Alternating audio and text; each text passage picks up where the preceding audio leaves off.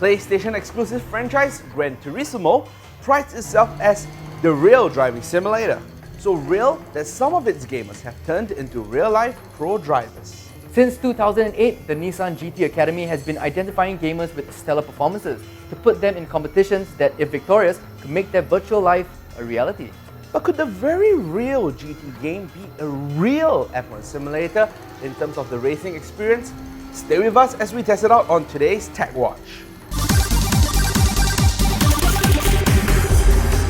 In Singapore, the 6th Singapore Grand Prix is fast approaching, and while some of us will pay top dollar for a good seat, safe to say most of us won't ever be in the driver's seat. But not if you are these students at Singapore Polytechnic who built their very own F1 simulator.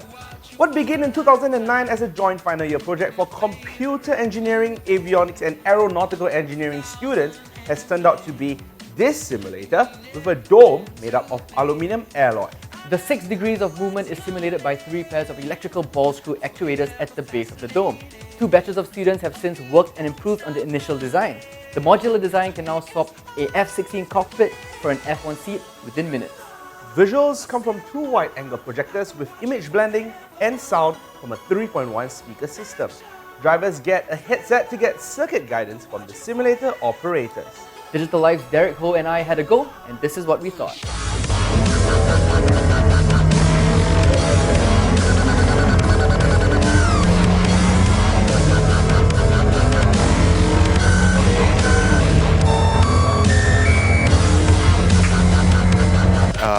This is not exactly meant to replicate the real thing, but to give students an experience of sort of like building something that's close to it, and then simulating as close to the actual thing as it is. So there was a couple of really difficult and very tight turns. I think all of us sort of like fumbled in that area, right? Yeah. So it was a very good experience. It was the first time. I've never driven a racing car, so it was pretty cool, man.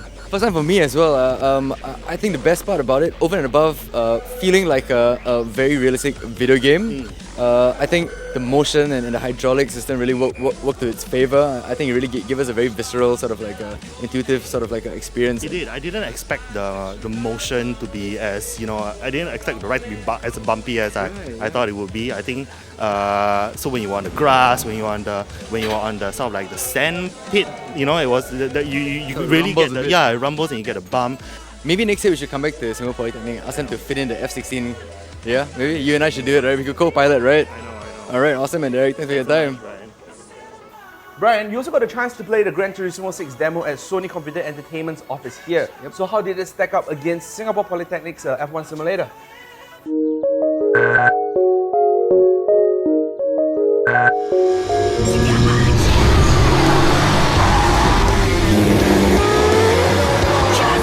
Unless you have $500,000 to build your own, there is no comparison.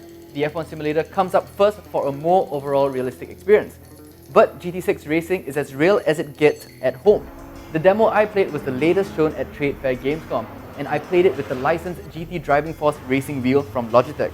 Response was great, and there was vibration and haptic feedback with every change of terrain.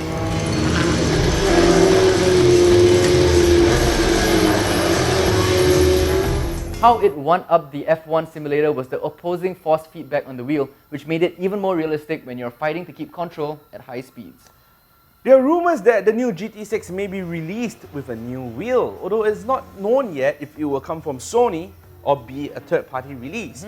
Graphics on the GT6 look pretty bland, but it's still a while before its December 6 release, so there's enough time to polish off those rough edges. Yep, we will have more on GT6 when it releases. In the meantime, young aspiring racers out there can rest assured that even if you can't afford a simulator, training at home with a racing game is as close as it can get.